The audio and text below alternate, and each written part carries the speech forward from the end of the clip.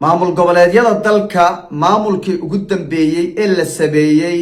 maamul goboleedka Hirshabeelle ayuu ahaa. Maamulkaas ayaa ugu dambeeyay. Jubbaland ayaa la dhisay, Koonfur Galbeed ayaa ku xigtay, Galmudug baa ku sii xigtay, Hirshabeelle ayaa maamul goboleed la sameeyo ugu dambeeyay. Waxa sidaas yiri madaxweynaha Jamhuuriyadda Federaalka Soomaaliya Xasan Sheekh Maxamuud oo xalayta khudbad dheer ka jeedinayay magaalada Dhuusamareeb ee caasimadda maamulka Galmudug. Arrintan ayaa abuurtay shaki weyn iyo sidoo kale falcelin xooggan oo dadweynuhu ay ka sameeyeen, taas oo la leeyahay madaxweynuhu wuxuu dafiray oo gebi ahaanba uu joojiyay oo uusan aqoonsanayn oo uu meesha ka saaray jiritaanka maamul ahaanshaha maamulka Waqooyi Bari Soomaaliya oo isagu ah maamul goboleed kii ugu dambeeyay oo dawladda federaalka Soomaaliyeed ay samayso.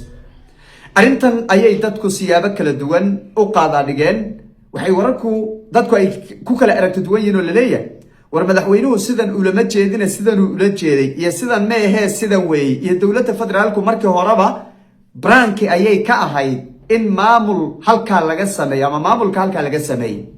haddaba sidee wax u jiraan muuqaalkan ayaan ku dul istaagi doonaa hadalka madaxweynaha waxyaabaha waxa weeye dadku ay u fasirteen sida isagu ula jeedo ama loo micnaysan karo iyo jiritaanka maamulkan Waqooyi Bari iyo dawladda federaalka horay waxay ka tiri ayaan soo qaadan doonaa. soo dhawaada idinkuna aragtidina igula wadaaga qaybta commentiga. waxaan ku bilaabay madaxweynaha Jamhuuriyadda Federaalka Soomaaliya oo xalayta khudbad dheer jeediyay dhinacyo badan taabanaysi ayaa sheegay in maamul goboleed la sameeyo Soomaaliya ay ugu dambeysay maamul goboleedka Hirshabeelle. maamulkaas ayaa horta ugu dambeysay wiil. arrintan waxaa meesha la soo dhigay marka Waqooyi Bari ayaaba darraadahay madaxweynuhu miyuu hilmaamay, miyuu ka laabtay, miyuu ula jeedaa wax kale, maxay tahay see wax u jiraan. horta sharciyada maamul goboleed marka la samaynayo dadka Soomaaliyeed waxa la rabaa inay si fiican u dhageysataan. maamul goboleed marka la samaynayo yaa maamul goboleed horta noqon kara. maamul goboleed waxa noqon kara laba gobol iyo ka badan. waa laba gobol iyo ka badan ayaa maamul goboleed noqon kara. haddii laba gobol uu ka yaraado micnaheedu waxa weeye maamul goboleed ma noqon karo. maamulka Waqooyi Bari ee la sameeyay shuruudihii ma buuxiyay. dawladda federaalku maxay ka tiri maamulkaas horta waa dadkii lahaa horta samaystay iyagoo dawlad federaal aan garab ka helaynin waxba ku xisaabtamaynin xisaab wax ugu yaala oo meel ay ku ogyihiin aan jirin ayay maamulkaas samaysteen. maamulka markii la sameeyay 3 gobol dadkii deganaa baa isku tagay. waa Sool, Sanaag ama waxa weeye Sanaag iyo waliba Togdheer oo cayn dadku inta kalena ay dhahan 3 gobol ayaa isku tagay. 3 gobol baa sameeyay. haddii xataa qayb lala dago ama dhinaca Somaliland ay raacaan micnaheedu waxa weeye waa 2 gobol iyo bar bay noqonayaan haddii xataa qayb la raaciyo way. shuruudihii markuu buuxiyay dadku ay fadhiisteen heshiis gaadheen bay maamul samaysteen. maamul goboleed la yiraahdo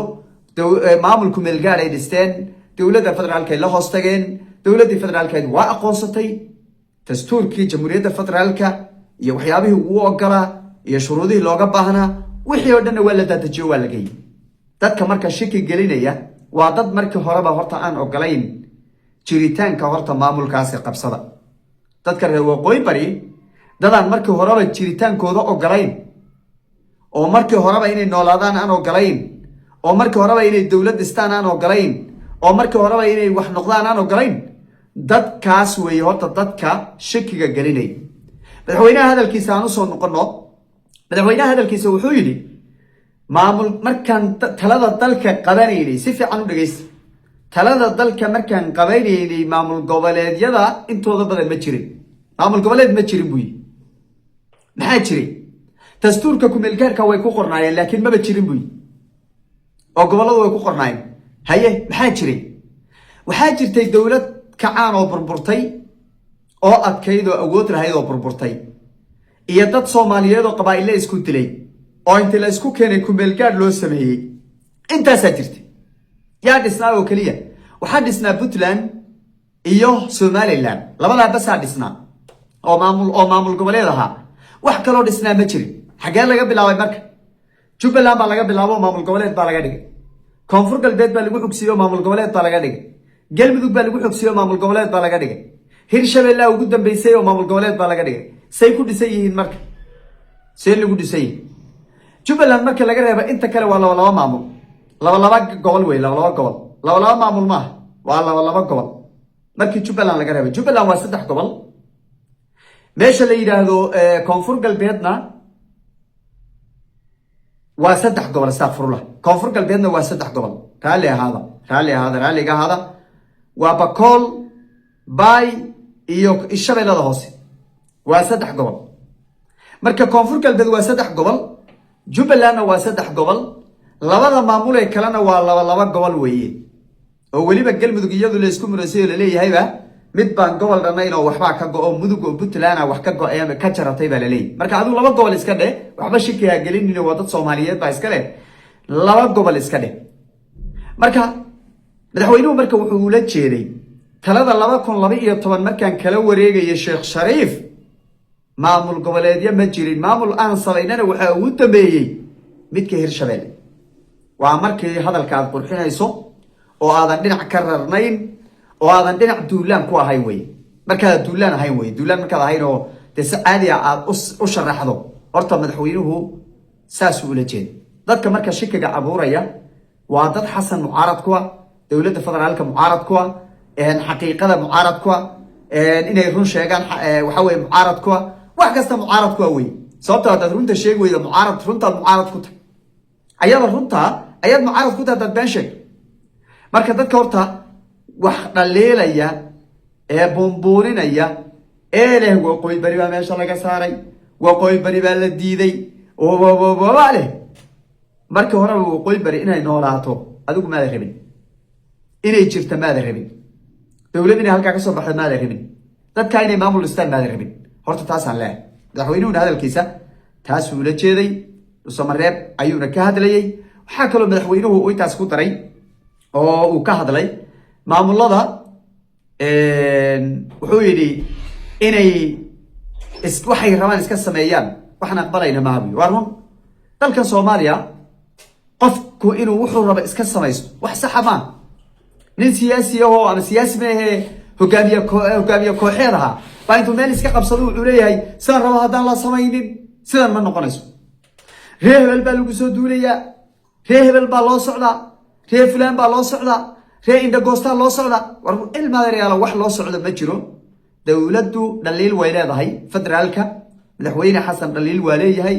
dhaliishiisana ku filan in lagu eedeeyo waxaan jirin in meesha laga abuuro ma aha ummadda Soomaaliyeed dawladnimo ayaa deeqda midnimo deeqda wada jir baa deeqda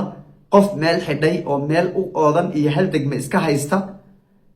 dadkan waxa weeye waxba u faa'iideyn maayaan ha lagu dadaalo dawladnimada sumcad dilka dawladnimada ha la joojiyo xasan waa shakhsi shalay buu imaaday barina wuu bixi waaba geeri buu waxa weeye naf buu leeyahay oo waqti buu leeyahay oo waaba dhiban kara bariba waxa la rabaa in marka sumcadda dalka aan la halaynin qofka siyaasiga waxyaabaha uu ku fiican yahay in la soo qaato waxyaabaha uu ku xun yahay in la tilmaamo waxyaabaha dhaliisha u ah in lagu dhaliilo waxaan dhaliilahayn inaan loo raadin oo dhaliil haduu sanayn waxa uu san dhaliishiisa ahayn inaan loo raadin ba muhiima madaxda qaranku waa dadaaleen madaxweyne xasan ugu horeeyay intii uu joogay dhaliilo badanna waa leeyahay oo ay kamid yihiin ku tagrifalka awoodda shacabka loo adeegsanayo ee lagu barakicinayo iyo in dawladdu aysan horay u socod markii meel intay tagto meesha hadana ay dib gurasho sameynayso oo moodada in iyagu istaba gurayaan waxyaabo badan oo dhaliilo dawladdu ay leedahay baa jirta tusaale in soo qaadanaya gobolka galay dawladda federaalku la wareegtay shacabku ay u heelanaayeen xagee kaga hadhay Jubbaland baan waxa weeye Jubbada dhaxan qabanaynaa bay tiri dawladda federaalku waxbay diyaarisay intay u dambeysay xagee u dambeysay Puntland bay ciidamo ku diyaarisay gurmad ma heleen way loo xoojin waay maxaa loo xoojin waay marka hore maxaa halka loogu diyaarinaya hadaan ciidanka loo gurmanayn ودولة فدرالكو إنك عنتا كوهينين وحيابا إن دولة فدرالكو إنتي تكتو أي قبطو أو شعبك أي تساعدنا أي ديبو قلابانا يساجر مركا دليلها مركا مدحوينها هي حكومة ديسو إن الشيك شيغو ويفي عنتا ولا دليلو أيها نفتر كولا وحيوتاي